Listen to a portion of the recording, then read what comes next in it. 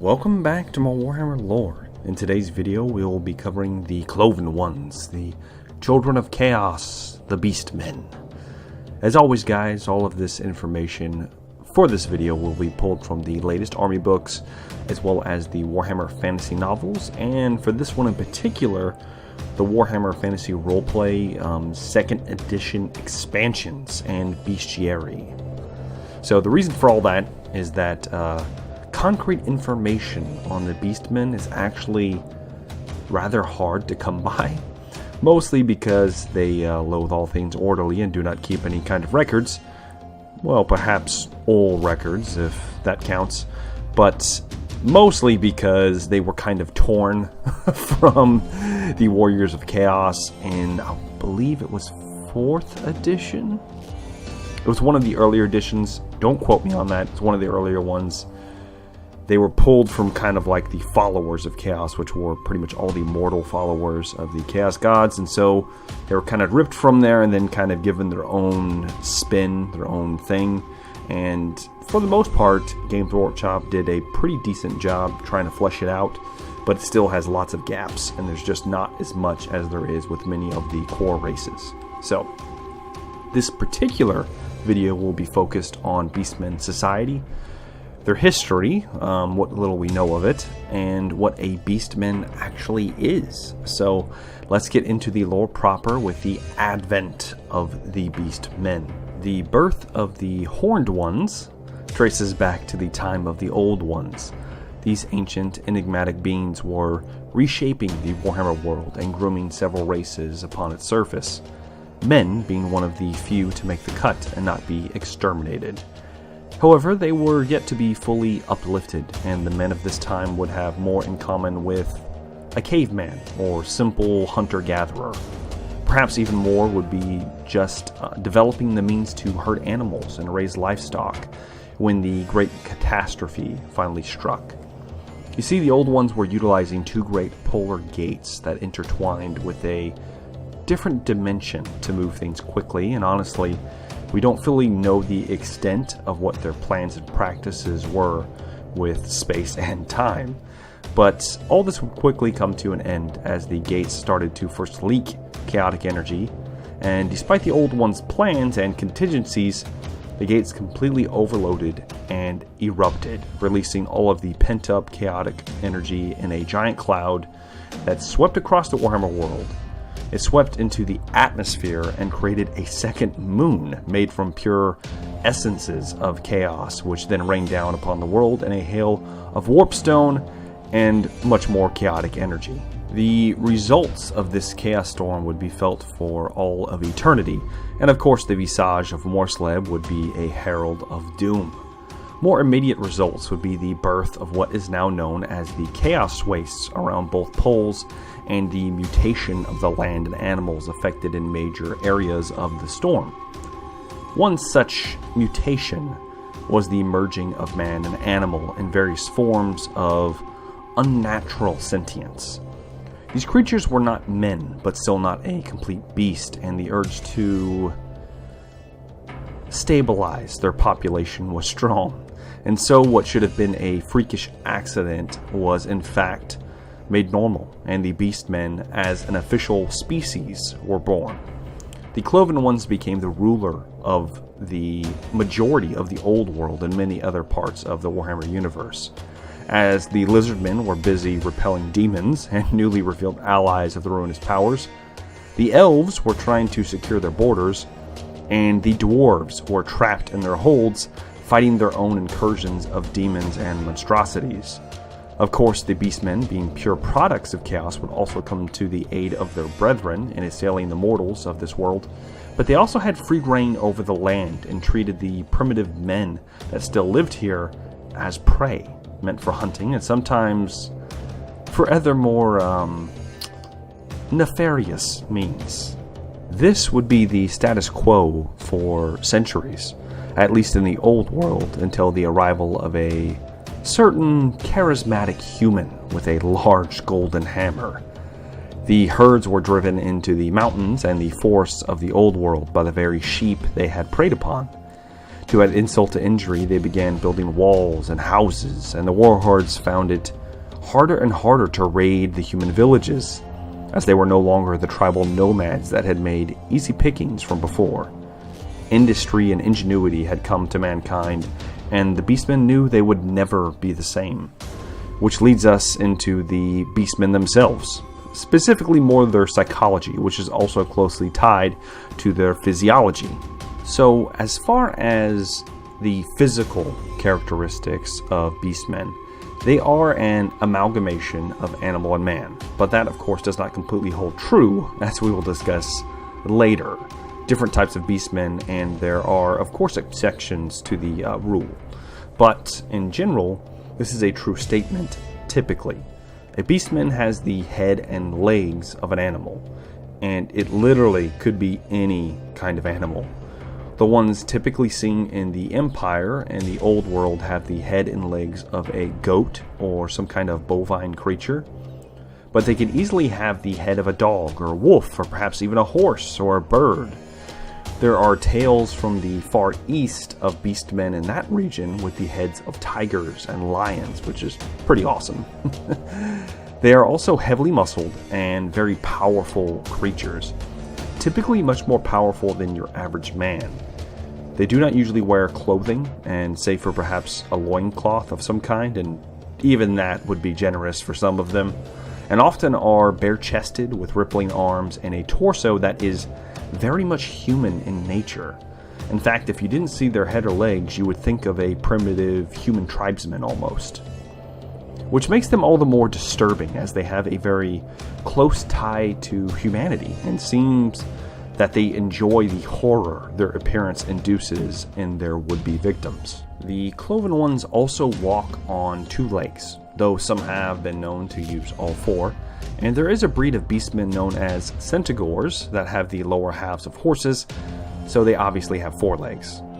In addition to walking in a parody of man, they also shun all semblance of order on an instinctual level. And so, more like wild animals, beastmen do not bathe, and are often colonies of disease and pestilence, which they, most of the time, are somewhat immune to. Being of a more violent nature, most of their fur will be encrusted with dry blood and dung, and riddled with colonies of maggots and ticks. This does not appear to affect the beastmen when it comes to actual combat abilities, and this rather harsh way of living has had a direct correlation to the constitution and survivability of the beastmen in even the most desolate climates, as they have been driven from the more fertile environments and have had to make do with what they can get a hold of for centuries at this point, living in the wastes and various other desolate places. They can subsist off of carrion and long-dead carcasses, as well as grubs and the more unsavory insects without too much of a to-do. Of course, they prefer chunks of meat, but honestly, they don't care if it's infested with maggots or long spoiled. They do have a particular hunger for, you guessed it, man flesh. It would be considered almost a delicacy, and fights to the death have been known to break out amongst their kind over the last human arm from the previous raid. Of course, they also are not shy to eat their own. In fact, it is a relatively common occurrence in times of famine for the stronger gores and ungores to prey upon the weaker of their brethren and eat them, pelt, entrails, hooves and all. Of course, they will eat anything, just about, and there is also a note, more of a hierarchical note, that if a beastman kills an elf, which elves are also almost as hated as humans to their kind. Almost. Not quite, but close.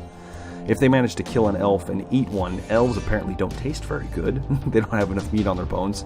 But they will do it all the same to earn the title of Elf Slayer in their tongue, which I'm not going to speak because it is beyond me being able to pronounce. So, there is that. And after that rather disturbing revelation, let's move on to the Beastmen psychology. All Beastmen are bitter and imbued with an almost unnatural hatred for mankind. I'm not sure if this is a product of them coveting what man is capable of after what happened as they uplifted themselves, or simply seeing their own flaws or impurities maybe. Though I do doubt the latter, as most beastmen have much more in common with animals than men and are not exactly heavy thinkers. Of course, this could more than likely be the influence of the dark powers, which they worship also instinctually from birth. Beastmen are completely and wholly dedicated to the Order of Chaos, fanatically, in fact. It is a pillar of their society. Either way, all beastmen have a loathing for anything that represents order and all things that represent society. This includes advanced technology, buildings, and even regimented fighting tactics are frowned upon, which has led to countless defeats of the great beastmen hordes at the hands of lowly men and dwarfs with their infuriating tactics and cowardly structures. A worthy rival would meet their charge head-to-head on the field of battle, so the simple sight of a building or paved road boils an animalistic fury in the hearts of every beastman and pushes them to tear it down in the names of their dark gods. In addition to a supreme hatred for all things orderly, the Cloven Ones also have a barely suppressed bloodlust found in nearly all of their species.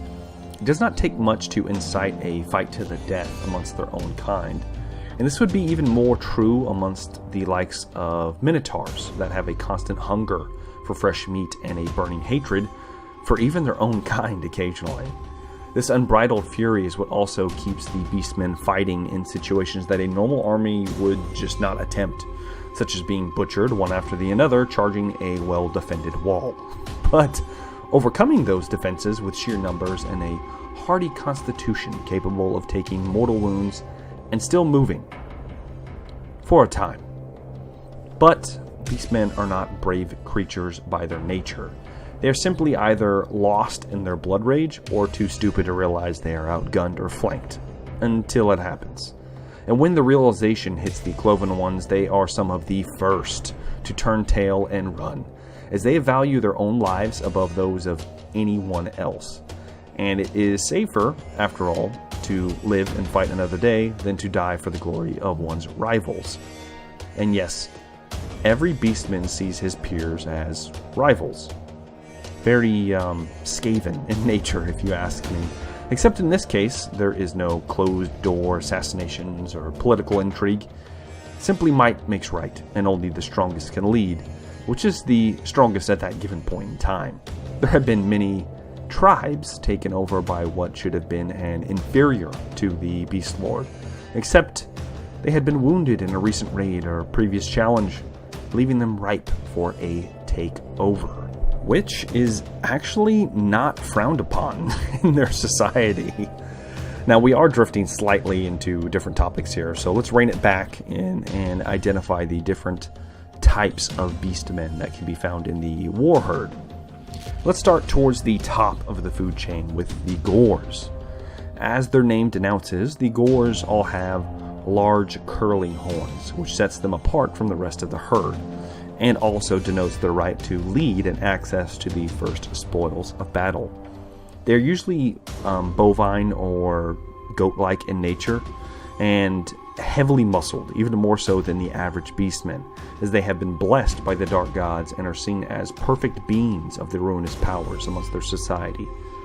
In fact, it is important to note that beastmen actually see the amount and quality of the horns a determining factor in if you would be considered a Gore or not. Meaning, if a beastman would be born with 3 horns, or 1 curling horn and 1 small nub, he may be considered an ungore or an imperfect Gore, for he cannot be favored by the gods, as the stable mutations of the Gores are perfect, and anything else is considered unworthy, unless through a test of sorts you can prove otherwise. Technically, the Minotaurs would be considered a type of Gore, technically, but they are kind of their own thing. They have also led their own war herds despite their lack of tactics in general intelligence, which is saying something if they are, being compared to the intelligence of the Beastmen, and they think of them as being dumb. So that should say you something about the intelligence of Minotaurs in general. But they're kind of their own species in a way, almost a subspecies of Beastmen, which there are several of those. Speaking of Minotaurs, they are also known as Bulgors and hold a rather unique prestige in Beastmen society. Minotaurs are massive, even by Beastmen standards, easily twice the size of a man and filled with a gnawing hunger for human flesh. They of all Beastmen kind are more often than not favored by the Dark Gods, but we will get more into that in my separate Minotaur video that I plan on doing after this one. In the meantime, just know that they are seen with both reverence and fear, as they are known to violently kill and eat even those of their own herd, to satiate their never-ending hunger. Then after the Minotaurs, we have the Ungors. Now, Ungors is a bit of a misnomer, as most often they do have horns, just not the right type or caliber to be considered a Gore. They also are typically smaller than your average Gore, and are forced into more of the common soldiering role, though they do hold a more unique and useful place in Beastmen society, as they are the most dexterous of the Beastmen, and are used to cobble together and maintain the herd's weaponry, as well as build any useful simple machines or siege weaponry the herd might demand. Now, I'm not talking cannons or trebuchets, they are still, stupid Beastmen, but a barely functioning ladder, tents, a battering ram, or the rather nearly non-functioning chariots pulled by racer cores.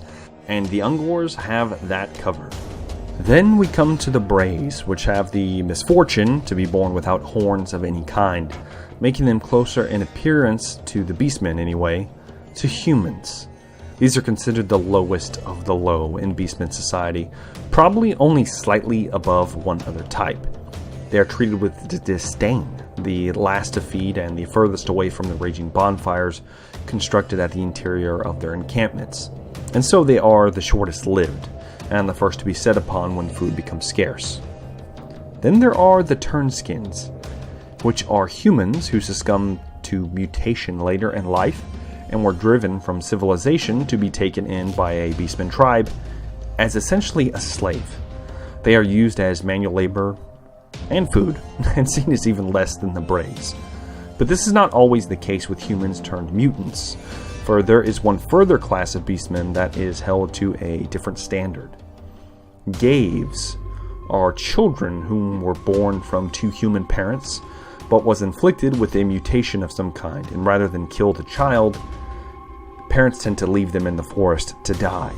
This often attracts the herds to their wails, and these children are seen as gifts from the gods, and taken in the herd almost as a living saint. They often grow up to be Gores, Ungors, or Brays, but they are not held to the herd's standards, and can rise into positions of leadership despite what classification they could be a part of, as their living sainthood uplifts them. Then we come to the last kind of type of Beastmen, similar to a Gave, that does not adhere to normal Beastmen society standards.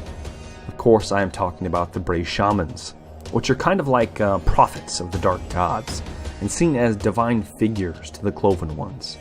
And because of this, it is considered taboo to attack a Bray Shaman, as this could possibly draw the ire of the Dark Gods, and even the Beastmen are not stupid enough to displease their deities.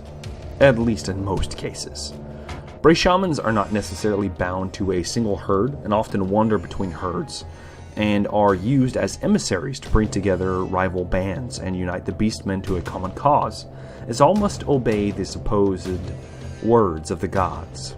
Whether this is true or not is up to the speculation, as Bray Shamans tend to be much more intelligent than the average Beastmen, and possibly even your average human.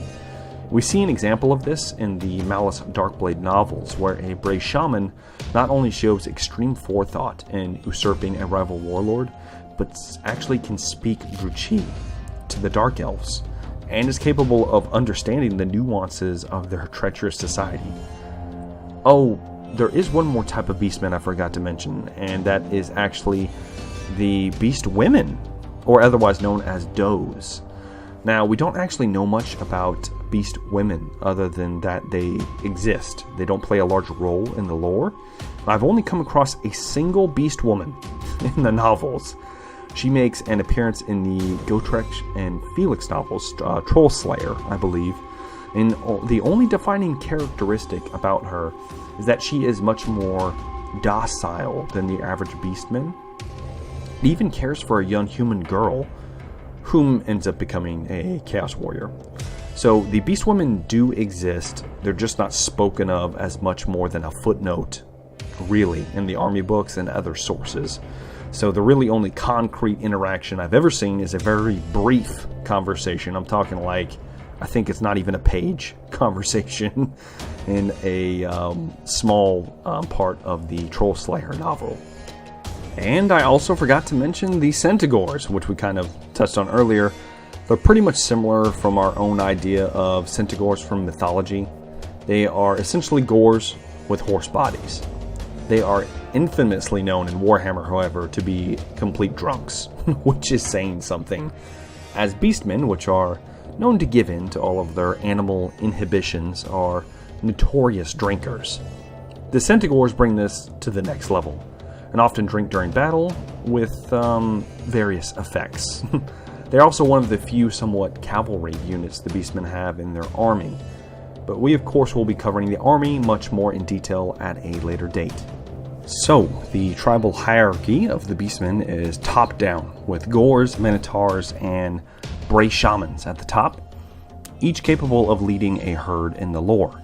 Of course, Gors are the most usual, then the Shamans, and then the Minotaurs, which serve more of a special function, similar to the inclusion of Centaurs, which, now that I'm thinking about it in their own, there is actually one example of a Centaur leading his own herd as well.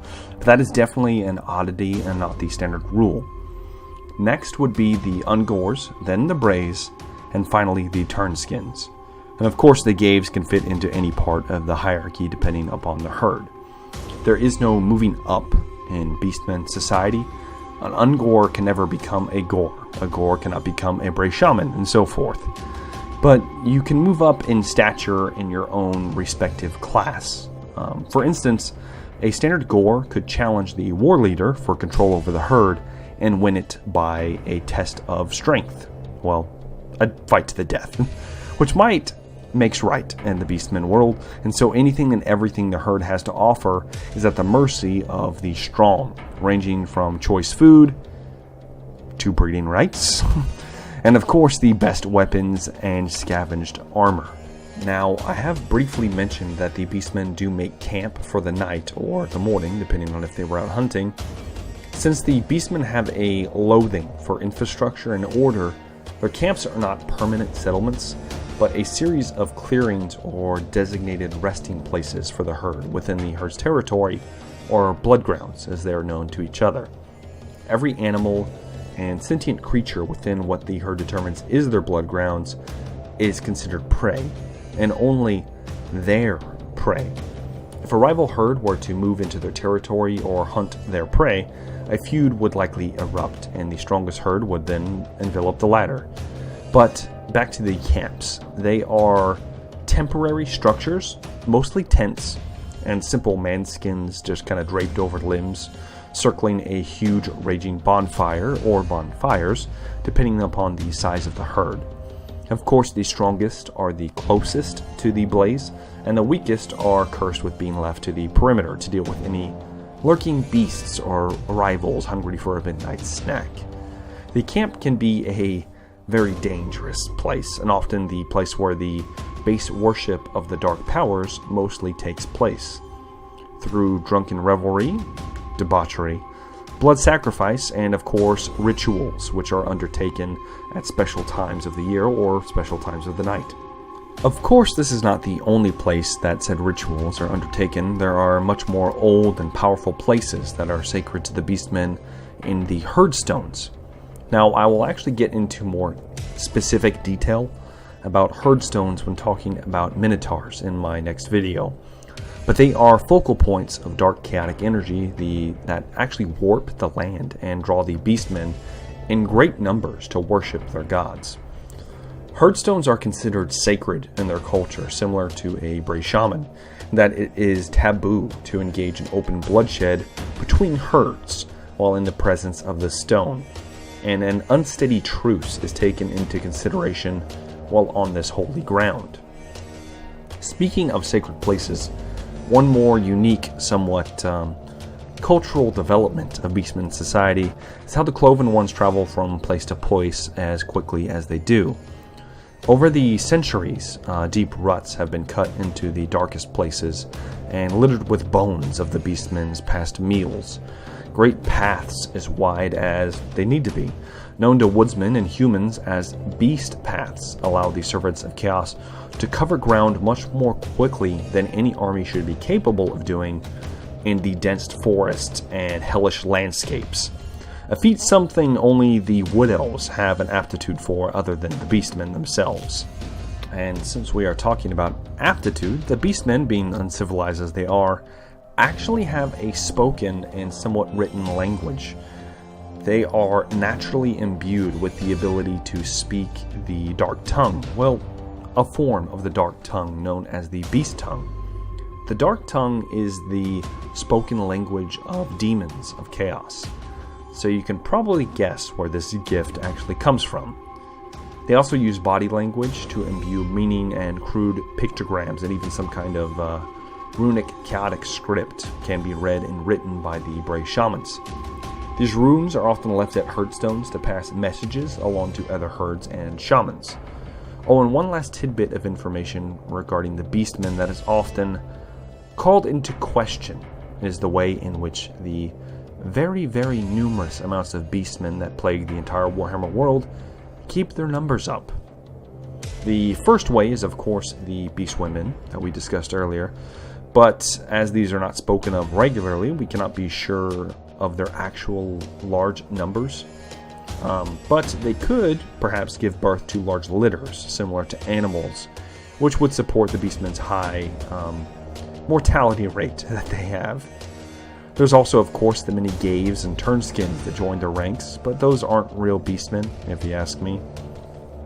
The other, and somewhat retconned almost way, is that many human women tend to go missing after Beastmen raids, and let's just say they suffer a rather terrible fate at the hands of said Beast Men, warherds.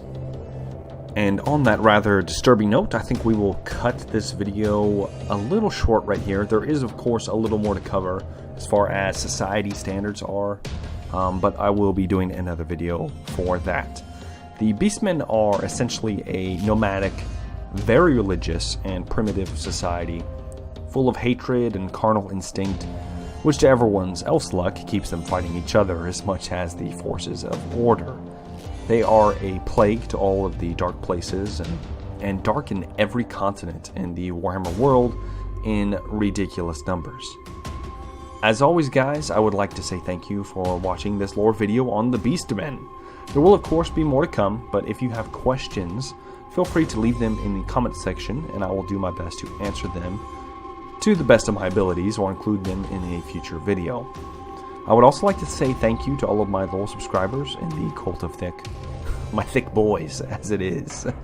Your patronage is always much appreciated, guys. Now, if you are new to the channel, feel free to both like this video and subscribe to the channel to support this, get this content out there, and of course, support any future lore endeavors and keep the channel up and running. I have been Jumbo Thick. Thank you for watching, and I look forward to seeing you all very soon. Have a good day.